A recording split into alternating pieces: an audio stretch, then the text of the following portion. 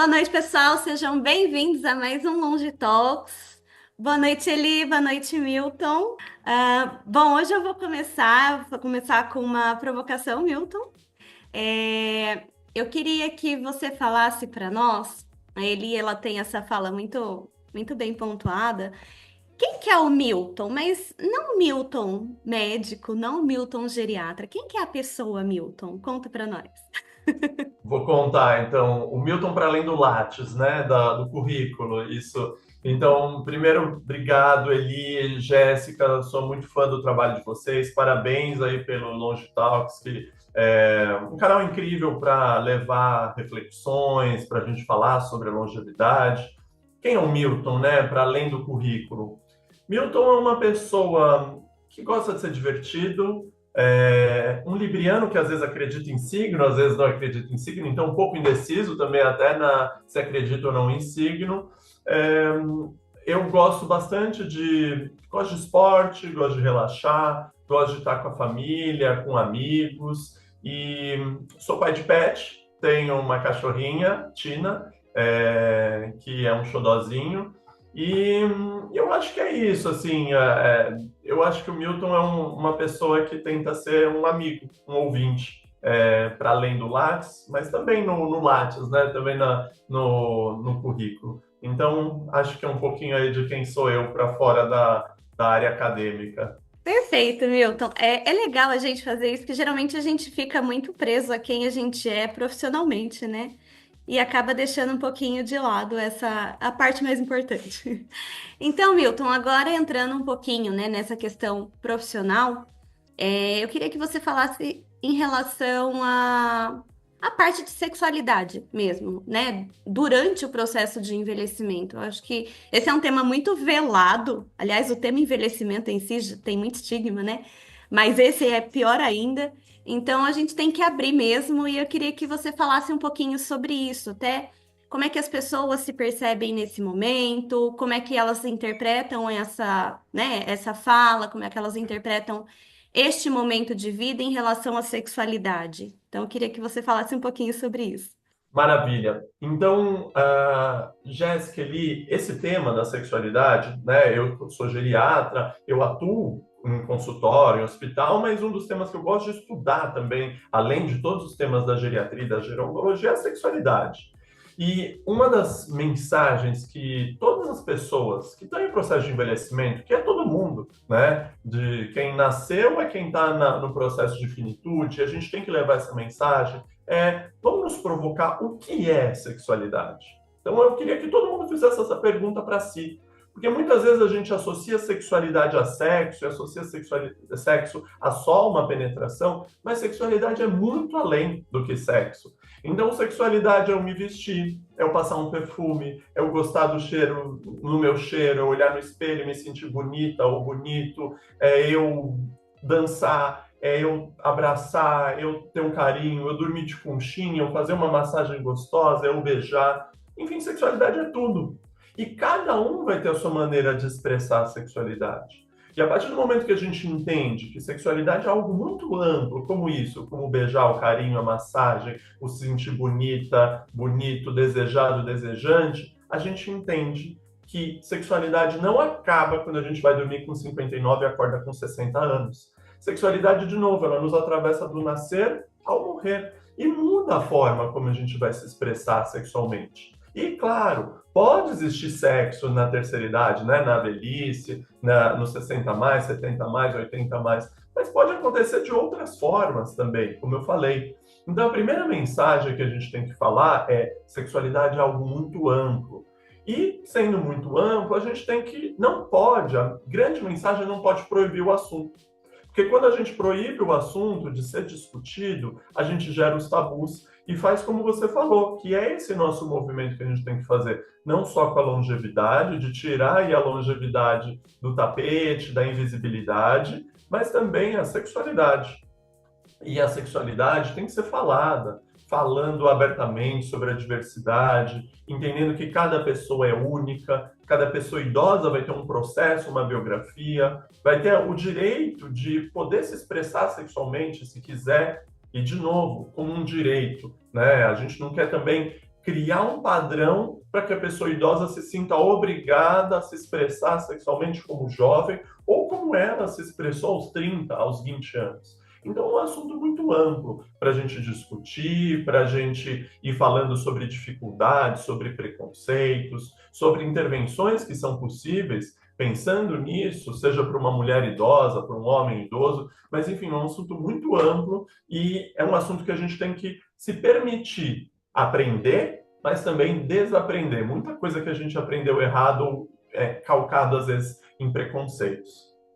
Nossa, é muito interessante o que você traz, Milton, porque assim, eu falo de um lugar de fala de uma mulher de 65 anos que culturalmente foi criada com alguns estigmas com relação à sexualidade, óbvio, e que tive que fazer esse movimento que você está falando mesmo, que é de desaprender e aprender novas formas e achar que essas novas formas também são tão legais quanto se tinha antes. Né? É muito interessante. E aí eu queria trazer aqui uma questão para você, ainda mais que você falou que trabalha isso e faz, né, clínica e nos consultórios. Como é que é hoje essa, vamos dizer assim, esse questionamento ou essa forma, como chegam as pessoas que vão no consultório, né, numa consulta de geriatria, e que muitas vezes ela quer abordar isso, mas ela vai por um outro campo, ela vai por né, ela dá voltas para isso. Como é que é a condução que você faz, como é que é esses questionamentos, porque isso é muito importante, porque tem que ter uma sensibilidade muito grande do profissional, né, de saber o ponto disso. Então, eu queria ouvir um pouquinho sobre isso. Maravilha, Eli. E isso, você sabe uma coisa interessante? A minha mensagem, quando eu falo para profissionais de saúde, médicos, geriatras sobre esse assunto, é que, da mesma forma que nós, que atuamos na geriatria e na gerontologia, Jéssica sabe muito bem disso, a gente fala sobre humor, cognição, né, memória, vão perguntar sobre quedas da pessoa idosa, vão perguntar como que está o intestino, a urina. A gente tem que perguntar ativamente sobre a questão da sexualidade. Claro, tem uma forma como você falou, eu não vou fazer uma pergunta constrangedora na frente de um filho, na frente de alguma pessoa que está acompanhando essa pessoa na consulta. Então, a minha sugestão para profissionais trazerem esse tema, porque muitas vezes a pessoa idosa quer falar sobre esse tema ou está enfrentando alguma dificuldade, como uma mulher, às vezes, uma dificuldade da libido, um ressecamento, ou o homem está com alguma questão relacionada à ereção, mas ele tem vergonha de tratar desse assunto. Então, eu tive até um caso uma vez no consultório, que era uma pessoa idosa que fumava, tinha alguns problemas de saúde. Na primeira consulta, não tive, entre aspas, tempo para abordar esse assunto, porque tinha muitas demandas para a gente falar. Mas na segunda consulta, estava só ele e eu perguntei, pessoas que têm a mesma essa doença, essa condição de saúde, ou estão usando esse mesmo remédio, reclamam para mim de questão relacionada à sexualidade. Isso acontece para você? Então aí já mais uma dica. A gente pode ir pelas beiradas para trazer esse assunto, para fazer um convite para falar. Então eu nunca vou falando aí na lata para a pessoa, eu convido ela. Porque às vezes ela não está preparada, às vezes ela não quer falar. Mas esse caso, o idoso virou para mim e falou: Nossa, ainda bem que você me perguntou, porque eu estava com vergonha de falar sobre isso. E aí a gente falou depois sobre ereção, como que estava aí a satisfação sexual, ele tirou dúvidas se ele podia ou não usar um remédio para ereção. Então, a grande mensagem é a gente perguntar ativamente. Da mesma forma que perguntar se a pessoa idosa caiu no último ano, ou se ela está com um problema de memória, um problema de humor, perguntar de vez em quando se há alguma questão relacionada à sexualidade ou alguma dificuldade sexual é importante também. Mas, claro, com privacidade, não expondo essa pessoa, para que ela se sinta à vontade para tratar desse tema. Isso é super importante, né? E eu fico pensando, assim, o quanto que, tipo, é só dar uma abertura, né, Milton? É coisa assim, pouca, é pequeno. E deixar eles confortáveis, eu concordo contigo. Eu vejo bastante isso nos grupos que eu trabalho, né? O quanto que às vezes ninguém quer falar e tá todo mundo muito apreensivo, ou, né, não quer se expor de maneira nenhuma. Às vezes até você mesmo fala assim, gente, eu esqueci de tal coisa, não sei o que, não sei o que. Isso abre margem e fala assim, ah, se ela esquece, tudo bem falar que eu esqueço também. E aí, e por aí vai. Então, acho que essa é uma temática importante. E como você veria hoje, por exemplo, de repente, para abrir num grupo? Então, qual seria uma boa abordagem? Eu fiquei aqui pensando, né? Porque eu sempre trabalho com estimulação cognitiva, mas eu gosto de trazer temas diversos. Desde chat GPT, enfim, eu trago vários temas diversos mesmo. Então, como trazer um tema como este sem que a pessoa se sinta constrangida? Porque a gente sabe também que, dependendo, né, da criação que a pessoa teve, isso é um assunto realmente muito velado e a gente pode acabar metendo os pés pelas mãos pela forma como a gente vai abordar a questão. Porque a dúvida existe para todo mundo. Mas como é que você faria isso, Milton?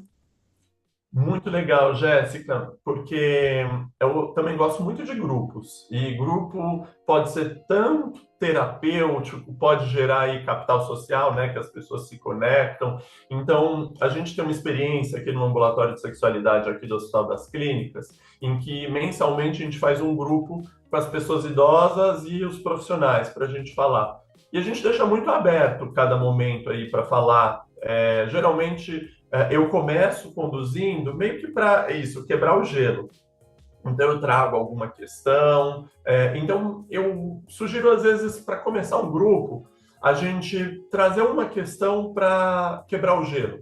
Então, por exemplo, eu trouxe no último grupo, falei, gente, vamos discutir aquela música da Rita Lee, aquela, sabe, Amor e Sexo, em que a Rita Lee vai falando, amor é uma coisa, sexo é outra, e a música inteira vai falando sobre isso. E todo mundo, 90% das pessoas conheciam a letra. Eu falei, gente, vamos discutir o que é amor e sexo para cada um de nós? E daí as pessoas foram falando o que era amor, o que era sexo. Ou existem algumas formas, né? Mas eu acho que a gente precisa, na hora que a gente for, às vezes o líder do grupo, quem está conduzindo ali, pensar num start, assim. Então, uma música ou um questionamento. Teve esse do amor e sexo. Teve uma outra vez que eu falei, pessoal, eu hoje tenho 38 anos, mas o grupo estava diverso, de 90 a 20, que era um pessoal da equipe também estagiário. Eu falei, o que nós, na idade que a gente tem hoje, poderia falar para a pessoa, né, que estava se descobrindo sexualmente lá aos 15, 16 anos? Qual conselho a gente poderia falar? E aí saem discussões tão legais, Jéssica. Então, acho que cada grupo é único. Então, já tive grupo também que eu perguntei para... A gente fez uma caixinha de perguntas e a gente fez... vamos colocar na caixinha coisas que talvez vocês tenham vergonha de falar abertamente, mas que a gente vai tirar um tema e discutir. Então, acho que isso vai gerando aí possibilidades para o grupo. Mas uma questão interessante, o grupo é aberto para homens e mulheres, mas 99,9% da frequência é feminina. Então, mesmo às vezes que foram homens no grupo, os homens não quiseram falar nada. Então, não sei se para um grupo... se você abrir o grupo, provavelmente vão mais mulheres. Estou falando aqui na minha experiência, mas pode ser diferente. Mas aí eu acho que se quiser um grupo mais masculino mesmo, talvez tenha que ser um grupo só de homens. Não sei se eles vão se sentir envergonhados aí quando tem mulheres, de falar das suas fraquezas, de falar das suas angústias. Então, acho que tem questões aí bem interessantes, até de dinâmica do processo de envelhecimento, né? De mulher se sentir mais à vontade em alguns grupos como esses. Como a gente lida, né, com essa sexualidade num mundo em que ser velho carrega tanto preconceito? Isso aí, ele é muito relacionado ao idadismo, né? E o idadismo também permeia a questão da sexualidade. Como eu falei, né? Então, Imagina, vamos pensar, o corpo da pessoa mais velha, ele tem transformações que são, né, qualquer corpo de alguém que chegar aos 60, 70, 80 anos vai passar não só rugas e cabelos brancos, mas alterações que vão mexer com a questão sexual, né? Mas não é isso, essas dificuldades, ou a falta de privacidade, ou uma disfunção erétil, um ressecamento, que é a principal dificuldade de uma pessoa idosa quanto o assunto é sexualidade. Principal dificuldade de uma pessoa idosa se expressar sexualmente ainda é o preconceito, como você falou. É o medo de ser taxado, entre aspas, de velho safado ou velha assanhada, que vai fazer com que as pessoas não falem abertamente sobre suas angústias, falem sobre as dúvidas, falem até sobre prevenção de infecções sexualmente transmissíveis, que a gente precisa também, nesse assunto, falar de prazer, mas falar de segurança também. Então, esse preconceito ainda volta naquela coisa do mito social de que a velhice seria assexuada. Então, eu não posso falar disso. Ou, entre aspas, infantilização da pessoa idosa. Então, a partir do momento que eu infantilizo a pessoa idosa, eu vou, entre aspas, perder a sexualidade, perder o direito de ter prazer. Então, isso é um processo muito violento, que está calcado nessas questões que você falou, como preconceito, discriminação, estigma, que nada mais fazem do que violentar aí o direito da pessoa idosa de existir e de ter e dar prazer da maneira que ela quiser. E eu vejo muitos processos que eu acho natural depois na fase mais adulta, mais madura, mais sênior, a pessoa de se descobrir com outro tipo de preferência sexual. E eu acho que muitas pessoas, às vezes, não entendem, tá? Eu queria a tua opinião com relação a isso, de, às vezes, você dizer, poxa, fiquei casado 20 anos e hoje eu estou apaixonada por uma pessoa do meu mesmo sexo e é super natural.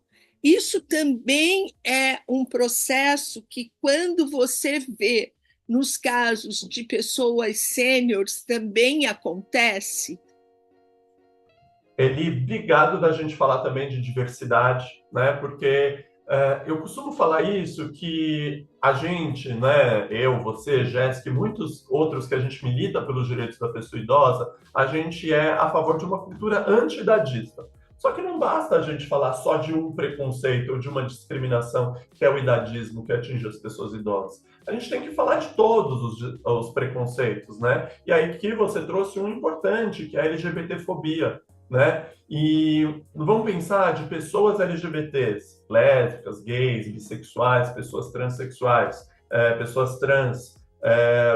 Muitas dessas pessoas que hoje têm seus 60, 70, 80, 90 anos, na hora da descoberta sexual, muitas vezes viveram e construíram a própria sexualidade em ambientes extremamente muito mais conservadores do que são hoje. E que alguns ou desenvolveram relações sexuais, orientações sexuais ou casamentos heterossexuais como uma maneira de fugir da discriminação e às vezes nem se davam o direito de liberar esse desejo, ou outros se veem hoje, né, que o filho saiu de casa, que se aposentou, saiu do emprego, né? Você da área dos recursos humanos sabe como que às vezes o emprego também pode ser opressor, sai daquele emprego, se aposenta e se sente à vontade, né, de desenvolver a sua sexualidade da maneira que a pessoa é. E, de novo, nós que militamos pelo direito da pessoa idosa, o que a gente quer? A gente quer pessoas idosas com autonomia, com independência e na comunidade, com participação social. Estar no armário, né? Então vamos falar de voltar para o armário, fulano está no armário, estar no armário é o contrário do que a gente quer para as pessoas idosas. Estar no armário é um ambiente com falta de autonomia, com perda de independência, com mais depressão, com mais suicídio, com menos participação social e menos capital social. Então é fundamental que a gente fale desse tema. E da mesma forma que você trouxe, não é incomum pessoas hoje dos seus 60, 70 anos. Vou falar de um homem, por exemplo, que casou com uma mulher, teve filhos, hoje tem netos e sabe, libera o inconsciente do seu desejo, ou orientação sexual bissexual ou homossexual para ter um outro relacionamento com um homem, por exemplo. Só que aí, nesse momento, cabe a nossa sensibilidade também de acolher esse homem e, primeiro, acolhê-lo e reforçar que o que ele viveu não foi uma mentira. Ele construiu uma família belíssima com essa esposa, com esses filhos, com esses netos, e nada vai apagar esse passado. Mas é o daqui para frente que ele vai construir, e ele tem o direito, né, também de construir uma vida na qual ele se sinta pleno, na qual ele se sinta diverso e consiga dar voz a esse desejo que talvez ele não deu voz aí na década de 60, na década de 70, quando ele estava aí descobrindo a própria sexualidade. Bom, é uma temática, assim, super importante, que eu acho que a gente tem que falar mais e mais. Porque, gente, vocês já repararam que se a gente abre o tema, todo mundo fala? Todo mundo dá risada, todo mundo tem alguma coisa para contar, mas é só dar o start, né? Acho que ir puxando aquelas pessoas que são um pouco mais tímidas, que também querem falar, mas elas ainda não se sentem tão à vontade, né? Então, é algo realmente... Gostei da ideia do tema da música, achei interessante. E Milton, assim, pensando agora na conscientização, em trazer as pessoas e convidar as pessoas para falarem mais sobre isso, dentro dos seus próprios grupos, levando isso de uma coisa super, né, de uma forma super natural, porque uma forma super, é natural, né? O que você diria, assim, para as pessoas, para instigá-las a falar mais sobre isso? Primeiro no círculo delas mesmas, até elas conseguirem ter um pouquinho mais de segurança para se abrir de uma maneira super natural. A gente trouxe a Alissa, né, em um momento da nossa trajetória aqui, e ela contou, né, que ela entrou no Tinder, que a filha dela que a estimulou a fazer isso, que ela conheceu o marido pelo Tinder ou por um site de relacionamento. Eu não lembro exatamente qual foi o site. Mas o mais importante foi que ela se movimentou. Ela fez esse movimento, ela se permitiu.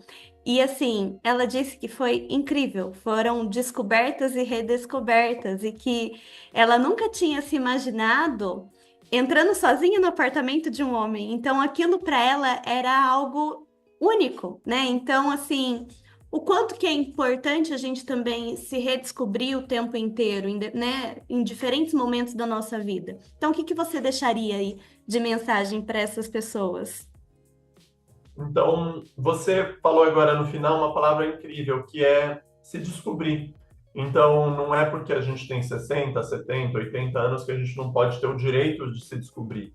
Então, o primeiro passo para a gente falar mais de sexualidade, estar tranquilo, é a gente se descobrir, entendendo locais, né, lacunas talvez do nosso conhecimento, seja na diversidade, seja de outras questões, mas a partir do momento que a gente se descobre, fala um pouquinho sobre nossas angústias, nossos preconceitos, a gente também se permite estudar um pouquinho mais, conhecer um pouquinho mais, entender que não somos completos e que cada um vai ser cada um. Então, a minha mensagem é: vamos nos descobrir. Seja sexualmente, seja algum preconceito que a gente tem porque foi aprendido e a gente só está repetindo. Então, é uma mensagem aí para a gente falar. E a partir do momento que a gente se descobre um pouquinho melhor, a gente entende, olha, mais pessoas estão com essa dúvida. Vamos montar um grupo, por exemplo, de mulheres nesse local, nessa associação que eu participo, ou um grupo aqui de pessoas idosas para discutir filmes ou músicas relacionadas à sexualidade. Enfim, eu acho que o tema é muito amplo, diverso, mas o primeiro passo é a autodescoberta mesmo. Agradecer muito, foi muito bacana. Aprendi também bastante, né, nesse sentido, e super obrigada, viu? Obrigado você, obrigado Jéssica, todas as pessoas aqui do Monge Talks, e eu fico à disposição para um retorno aí em breve, a gente conversar mais. Foi muito legal essa troca.